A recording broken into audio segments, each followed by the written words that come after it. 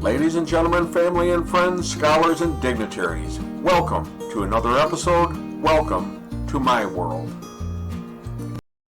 Hello, friends. So, if I told you that one of the greatest mysteries is spontaneous combustion, you might say, well, yes, I guess I could understand that. Maybe some things just burst into flames without any ignition or accelerant. But no, what I mean is human spontaneous combustion, a phenomenon where a human being will just burst into flames, incinerating a person into ashes without any apparent, identifiable external source of ignition. So, is it real? Well, some scientists say that human spontaneous combustion, or HSC, may result in a range of consequences, from simple burns and blisters to the skin, or smoking of the skin, to even a complete incineration of the body. And this is what is most often called human spontaneous combustion. And it's very strange. It can occur to a person even without damage to a room or surroundings or even furniture. It's also been described as exploding into flames, but this is a misnomer as there is no explosion per se. Now, over the past 300 years, there have been more than 200 documented reports of persons burning to ashes with no apparent cause. According to one source, the first reliable historic evidence of spontaneous human combustion appears to be from the year 1673, when a Frenchman, Jonas Dupont, published a collection of cases and studies of spontaneous human combustion. He was inspired to write his book after encountering records of the Nicole Millet case, in which a man was acquitted of the murder of his wife when the court determined that she had died by HSC. Another researcher in the U.S. noted some 35 documented cases of spontaneous combustion, and in several of these cases, the actual cause of death was actually specified as HSC. Well, one documented case was that of Mr. and Mrs. Patrick Rooney. They were farmers in Illinois.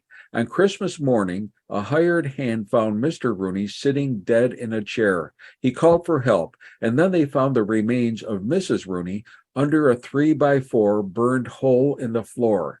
On the bare ground, a couple of feet below, were a burned piece of skull, two charred vertebrae, a foot, and a small pile of ashes. And that was all that was left of the 200-pound woman. No other part of the floor was burned, and neither was any of the furniture. The coroner, Dr. Floyd Clemens, testified in court that this was a classic instance of spontaneous combustion, and that is, quote, a body consumed by intense heat in the absence of any kind of fire. The police also said that the cause of Mr. Rooney's death was quite clear. He had been asphyxiated by the fumes of his wife's burning body.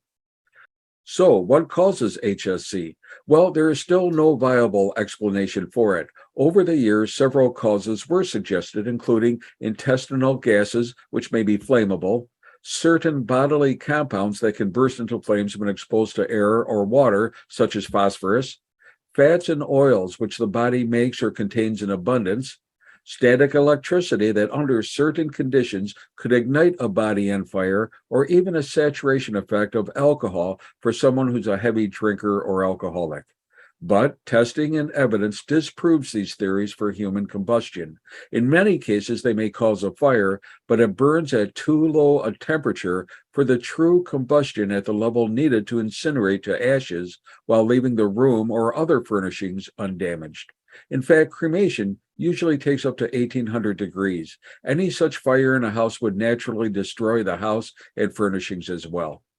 Other causes were also suggested, including lightning, microwaves, high-frequency sound, and so on, but each presented problems to support those theories. So, HSC is a very rare phenomenon, and up until now it has been sincerely acknowledged by many authorities, but it remains an unexplained mystery, a mystery that even 21st century modern science has not as yet been able to explain. Hey, be safe, be well, keep a fire extinguisher handy just in case, and may God bless.